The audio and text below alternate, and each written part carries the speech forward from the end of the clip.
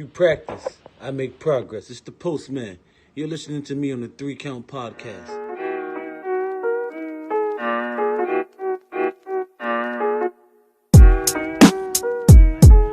Welcome everybody to another great edition of the 3 Count Podcast presents Now Entering the Ring. I'm your host, Clifford Red Dog Miller, as always, and let's just go down this roster. He is my longest friend. He is also a veteran. He is the man who supports the Sea of Red, and if you don't know what that is, you're about to find out. He lives in Lincoln, Nebraska. He is the man, the myth, the legend. Give it up for Lou the Franchise.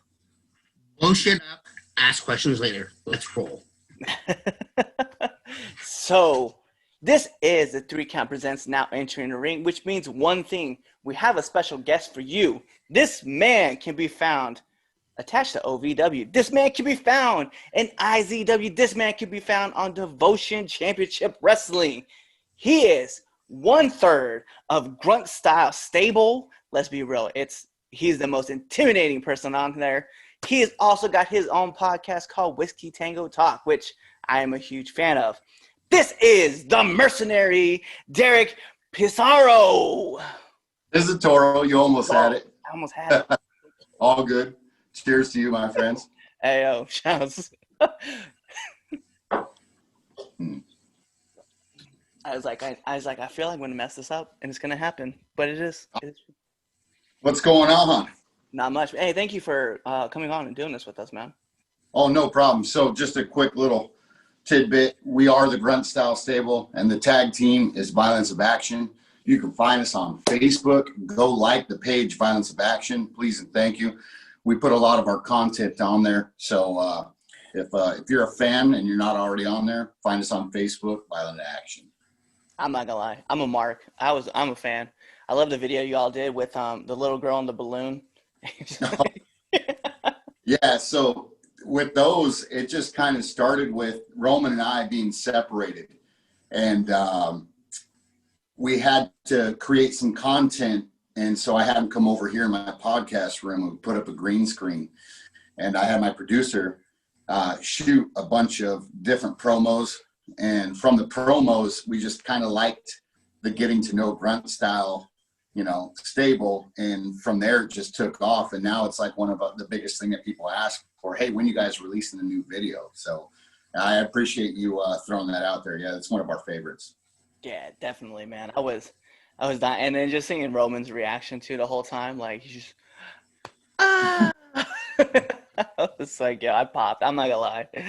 But as much as we have our connection with Roman, this isn't about Roman. This is about you, my man. So let us know, who is the Mercenary? So I started off wrestling when I was 17, and then I wrestled till I was about 22, left for the military, got in some out of the ring trouble that pushed me into a different direction. And it was weird. I started off in Western States Wrestling, which then became IZW. And I traveled with a bunch of UPW guys back in the day.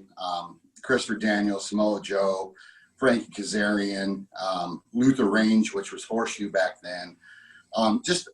John Cena at one point in time, was here in Arizona with us on shows.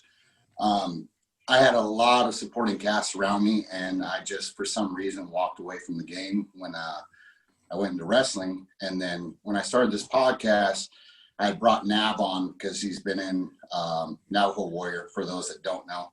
He's been in the business for like 30 years. And he asked me to come back and do a Rumble for a reunion show. And I couldn't say no because he was my original trainer, and I got hooked. And then from there, they asked me to come up with a gimmick and start wrestling again. So the Mercenary was based on kind of a reverse Ted DiBiase idea.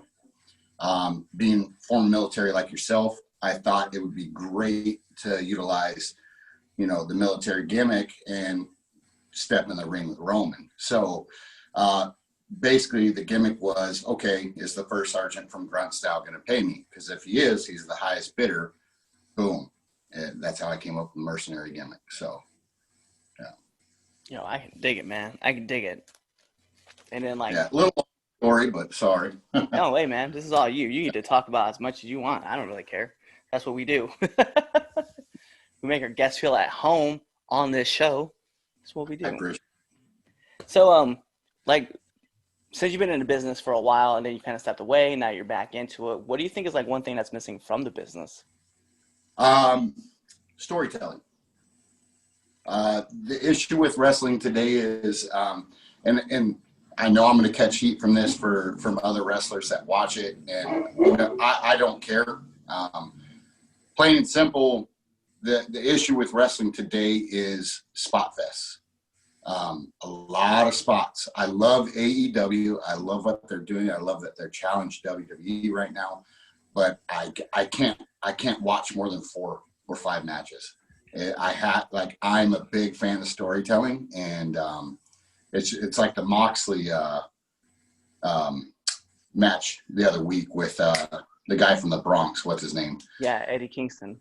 Kingston. Thank you. And they both sold a German suplex and a Saito suplex, and then Moxley comes up and drills him with a clothesline. So you're telling me that a clothesline is stronger than the German that you gave him before, that you both sold? And it's just like, I get it. I get the spot, but if you're gonna run it like that, at least finish with the German.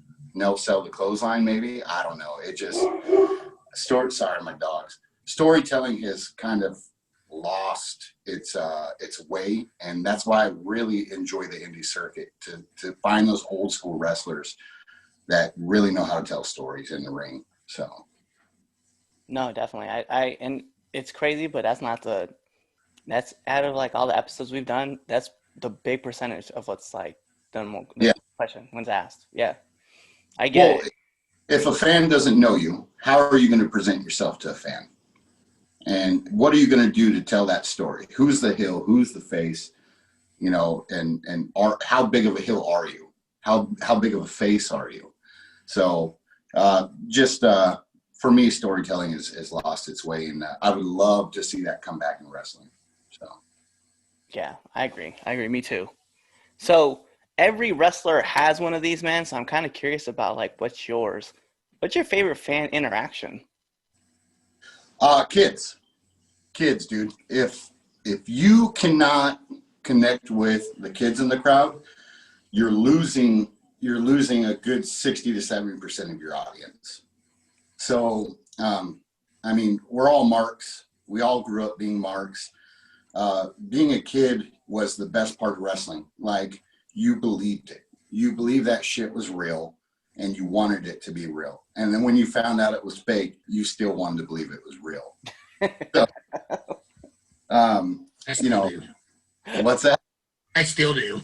Exactly. Yeah. Well, my bicep will tell you it's real. I just tore it here last Saturday. So, but yeah, I would say the best part about fan interaction is really getting the kids bought into what you want them to think of you. So that's the best part of fan interaction. You know what? Little side note. The worst part of fan interaction is fans who think they know you too well. That to me just bothers the shit out of me. I won't name names or locations, but we have a group of people that just, whenever they see us, they think that we're best friends. And it's like, other than wrestling, I don't know you. And I'm not trying to be a dick, but I don't want to know you. Now, if you did something, to where I feel like we would connect outside of wrestling, yeah, I'm going to be your friend, but I'm not trying to go out of my way and add you to my personal social media, which I have, an account for wrestling on Facebook, an account for wrestling on IG, my personal pages. If you don't get added, don't take that personal and come up to me, and bitch at me about shit. So it's just what it is. Yeah. Yeah, that's such a great point. Like that's something like that doesn't get talked about a lot. I mean, we've talked about especially with female wrestlers, we've talked about it like off air. And I got to bring that on up one time with a couple. But anyway, so like off air, just like we were talking about like the strange things that people are doing like when you're not around, and even for guys, like we catch that too. Like I remember looking at my Facebook page and it was like somebody made a Facebook page and it was like 9 hours before, and then they tried to add me as a friend, and they were friends with another friend of mine who was a wrestler, and I was like, yep, we're just gonna block you because I don't know you. Dude, and I'm telling you, the weird DMs I get on Instagram, from fans on my personal page. Like if you message me on my whiskey page, Whiskey Tango Talks on IG, I'll try to get back to you. That's my wrestling podcast and my production page. And then we try to, my producer's on that page as well. If it's a wrestling related question, I try to answer it immediately. If it's a podcast question, we both kind of mix in. And then if it's a production thing, he gets on. But I've had some weird requests on my personal page from fans. Had a few ladies send a few things that, my wife is on that that page. So yeah, it's a whirlwind of okay, yeah, she wants to support me, but also now I got a few hoes that I got to worry about in that way. So Yeah, it is definitely unique seeing like, yeah, you're right. Like just all the people who like come to you and question you. I did a video like because I'm on TikTok as well. I did a right. video on TikTok, and like this random lady sent me a message, and she was like, "Aren't you married?" So I like did a video where I was just like this the whole time. Didn't say anything, didn't do anything, just did this. And Yeah. the responses I got back, right, on that video, I was like legit telling people like, "Yeah, I'm married." Yeah. One lady wrote me back. She's like, "You can't be married. You're wearing that ring on the wrong finger." I was like, "Well, the video is mirrored, so like, that's what's happening." Yeah. Yeah. And with wrestling, I don't wear my ring. Just because even it's a rubber ring, I've caught hair before, grabbing somebody, pulled some out. So I just refuse to wear my ring. And that's usually where I get a lot of well, you weren't wearing your ring in this picture. But yeah, well, have you seen my podcast? It's on camera 24/7. So yeah. So for me, my next question that's going to be for you, man, is like, what kind of advice would you give to up and coming wrestlers? Oh, dude, that's hard because the easy go-to would be to seek veterans, right? Seek veterans and learn as much as you can. I was very fortunate. With not having to seek wrestlers. I went to school and I got into wrestling in Arizona at the right time. Like I said, I did a lot of traveling with UPW guys and everything like that. My first 6 months into the game, we did it was a 12 stop between Texas, Oklahoma, New Mexico, Arizona, Nevada, and California. 12 different shows back to back to back. And it was breaking the ring down, putting the ring up, hey kid, go get this. Hey kid, go get that. And then it was, hey, we got an open spot, get out there and wrestle, And my first show was at a carne asada here in Arizona, and same card as La Parca. And just an indie show that, some lucha guys threw at this carne asada in Phoenix. And that's kind of when I realized the circle of veterans that I would tell you to seek are the ones that you start with, because the veterans outside of your circle, they're rude. They're just rude, dude. Like, until you get to know them, until they know you, you get shit on. And I'll tell a quick story and we can move on from there. But to this day, I will not shake Honky Tonk's hand, Honky Tonk Man's hand at all. The dude gave me the up and down look at 17 years old, squeezed the fuck out of my hand like he wanted to rip it off, stepped on my foot as he stepped over me, and said, "Nice to meet you, kid," and has never said a word to me since. And there's been a few interactions where I've been around him quite often, and he doesn't remember me, and I don't care, but I still refuse to say hi to that guy. Like, I'm still bitter. But younger wrestlers, really trust the people that you're working with. And if you can't trust them, my advice is to find somewhere else to go.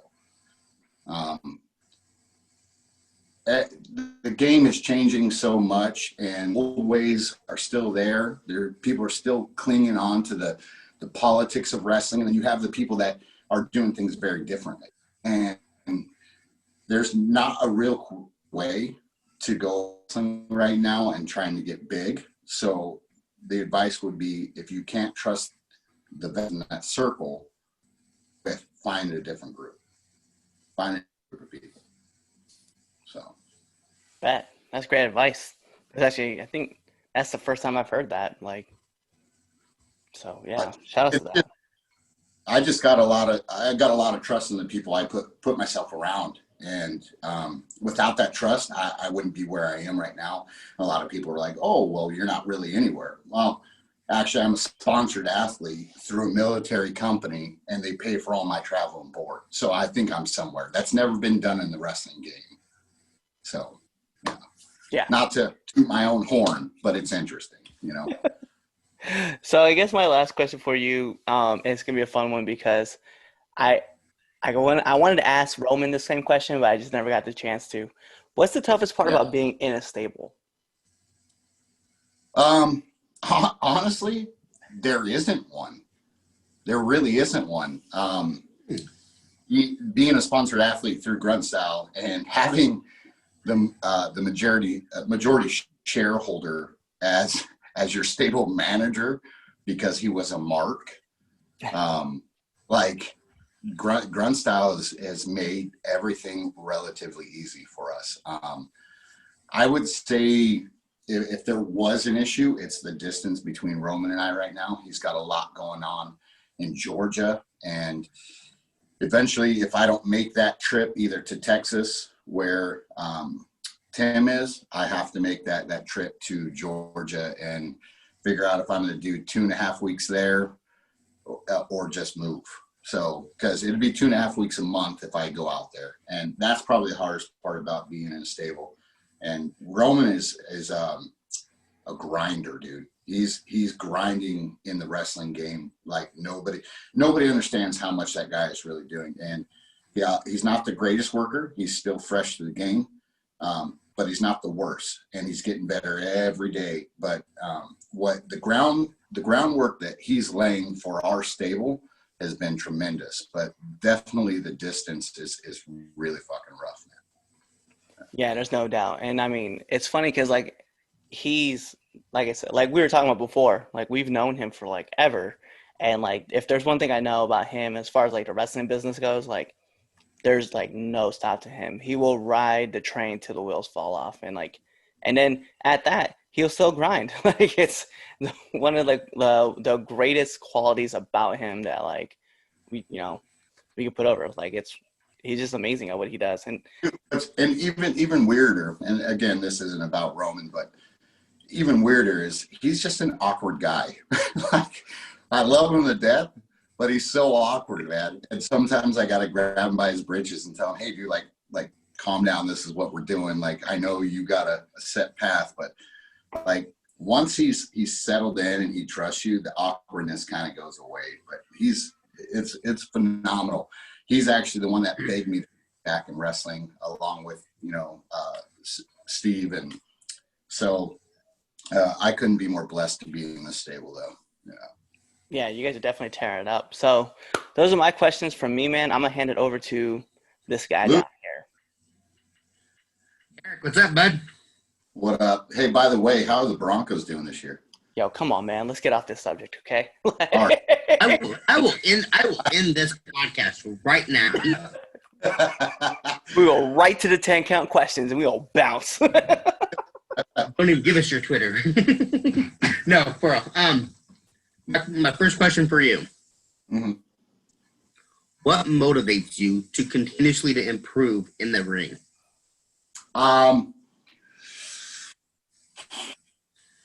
not a contract chaser. Everybody in the wrestling business wants a contract, right? Like who doesn't? Who doesn't want to get paid for doing something they love? What motivates me is bringing back the late 80s, early 90s style wrestling that's what motivates me. I love when everybody wants the guys in the fucking back to jerk them off and tell them, oh, they're the greatest, they're this, they're that. I want the feedback of, hey, dude, that was fucking old school. I really appreciated that match. That was great. Thank you. Not, hey, did you see this spot? And, that's a lot of what you hear backstage. Guys want that acceptance of, hey, look what I did, or look what I can do. Yeah, 450 splash. That's cool, bro. But can you chain wrestle? So for me, the motivation of bringing old school wrestling back to the business is what I want. That's my motivation. Cool. Okay. Do you have any regrets? Not staying in the game, dude. When I went to the military, stepping away from the ring, my body probably loved it. I mean, when I first started wrestling, I was a $185, dude. And I just remember after training, after wrestling, like Luther Reigns Horseshoe was one of my head trainers. Like, that guy would drive me into the fucking mat at 180 pounds, dude. And for those that haven't taken bumps from a guy that's 100 plus pounds bigger than you, like it's you can bump all you want, shit's still gonna hurt. And I think my regret is like stepping away for so long. But the benefit to it is I'm 6'1", 240 now, and that's my shoot weight. That's not my bill weight, And I'm able to take a lot more punishment. So, but I definitely missed out on a lot of opportunities due to stepping away. I gotcha. So a lot of people that we've talked to, they say they don't eat before matches. So my question for you is after your match, what are you trying to eat? I actually eat before my match. I do. Oh. Yeah, I eat once in the morning, and then about an hour to 2 hours before my match, I'll usually eat. As long as I can shit before I eat, I'm usually good. But I don't like wrestling on an empty stomach. It just because if you do get nerves, those nerves on an empty stomach, I don't like feeling like that. So I usually eat, but after I eat, I usually celebrate with a beer, man. I'm a dark beer guy or a whiskey guy, and it's usually something to do with pizza or burgers afterwards. It's just my style. So, yeah. Okay. All right, let's jump in the time machine. Let's speed this up, and we're 5 years from now. Where do you want to go? That's a great question, bro. I actually had this conversation today. The WWE is not for me. It's not for me. And the reason why, if I went to the WWE, it would be as a talent scout and or a writer. I'm big on writing, and I think the WWE's writing right now is shit. And for anybody that's watching, prove me wrong. Prove me wrong. The WWE's writing is shit, and I think I could do 10 times better. But the shareholders with WWE and everything, it's become sloppy because of it. And I don't mean to have this long running answer, but I just need people to understand when you were a kid, right? What was it about WWE that drew you? It was the size of wrestlers. It was or of their character. You know what I'm saying? It larger than life. Name a wrestler from the late 80s, early 90s that was under 200 pounds. Oh yeah, no, you're not doing that. Yeah, you probably couldn't, right? And when WWE became a sharehold company, they, steroids, testing for steroids, testing for this, testing for that. And, your Scott Steiners, your Triple H, like those were the guys that probably didn't get tested. But like as testing has progressed, look at the wrestlers now. They're getting more out of shape. They're getting less, they're not as big. Then you have AEW. And there's probably 3 people on the roster over 220 pounds, if that, and AEW, they're not a shareholder company and they're allowed to do what they want. Now, I'm not saying, hey, kids, go out there and do steroids. But what I am saying is there's a build that wrestling has, and that is the fucking build that I would want if I made it to the big show. So I think AEW is my route. I believe I could bring a lot to that tag team division. I have good size. I have good agility. We have a great stable, you know, and when I look at the tag team division, there's not much there. There's not much there, and I think that the Violence of Action and Grunt Style stable can really bring something to AEW. That's where I see myself in the next 5 years. Perfect. Thanks, bud. Yeah, no problem. Yo, that's lit though. That's a great answer too. And actually, when you think about it too, you're right. Like AEW wise, like I mean, you do have like FTR, you know, because they're solid Yeah. team. But like, yeah, everybody is like it seems like a lot of the teams are big man, little man teams. I mean, minus like the Bucks, obviously, are gonna be one that's like they're the same size, obviously. But yeah. After that, now I'm starting to think about the teams and stuff. It's like, man, yeah, like Wardlow and MJF. You think about Jurassic Express, like it's big man, little man teams. Roman's shoot weight is about 210, and he's bigger than QT Marshall in person. And oh yeah, I promise you. Darby's maybe 155 pounds.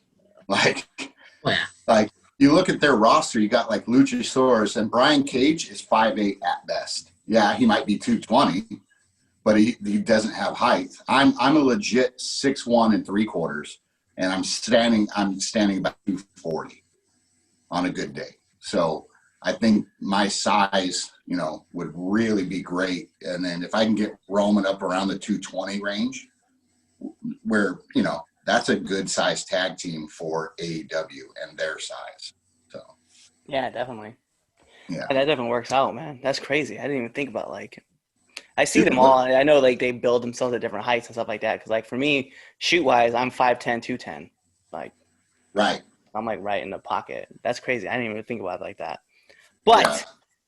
enough about size comparisons and stuff like that. We gotta get into the best segment of this podcast. And All right. the 3 Count Podcast, 10 count questions. Here's how it works, man. We're gonna fire off a bunch of questions at you rapidly. It's whatever's first thought off the dome. Okay. Gotta be ready. Because here we go. We're gonna put the imaginary timer on the clock. Bing! And here we go. SmackDown or Raw? Raw. Batman or Superman? Oh, Superman. Favorite movie? Interstellar. Oh, great choice. Best actor? Nicolas Cage. That's a joke. What do you mean? It's a joke, right. man. Yeah. Favorite TV show? Hell's on Wheels. Yeah. Yeah. Great show. Hamburgers or hot dogs? Hamburgers. Favorite podcast? Whiskey Tango Talks. Hey. Put that plug in there. Yeah. WCW or WWF? Oh, Attitude Era killed it back then. So I'm gonna Raw versus Nitro. Oh man, DX. I gotta go with WWE. Okay. WWE. Sorry. Nominate one person to be on this podcast. Dude, Tom Chad from DCW, fellow veteran, Navy. The guy is a character of which I've never met. And he is a beautiful father, a great man, and a veteran, and he's an up-and-coming wrestler. So Bet. Coming for you. And then last but not least, my favorite question I ask every single person on this podcast. Favorite curse word? Fuck. Yeah. Yes. that's the only choice, man. Like anybody else has said something different. I'm like, nah, man. Like we all know the F-bomb is the best bomb. Yeah, I like cunt with a capital K, but yeah, fuck is usually my go-to. Word. Well, hey, so that's really like kind of all we've got with like the podcast and stuff. So more importantly, what we need to know is let our listeners and our viewers know where they can find you. Whiskey Tango Talks on Instagram, Violence of Action on Facebook. Please go check it out. And if you're a fan of podcasts and weird conversations, check out Whiskey Tango Talks on Spotify. We would greatly appreciate your support and help. And whatever I can do for you guys, let me know, and I'll put you on blast in my podcast as well. Oh, awesome, man. I appreciate it. Yeah. But Well, that is it for our podcast.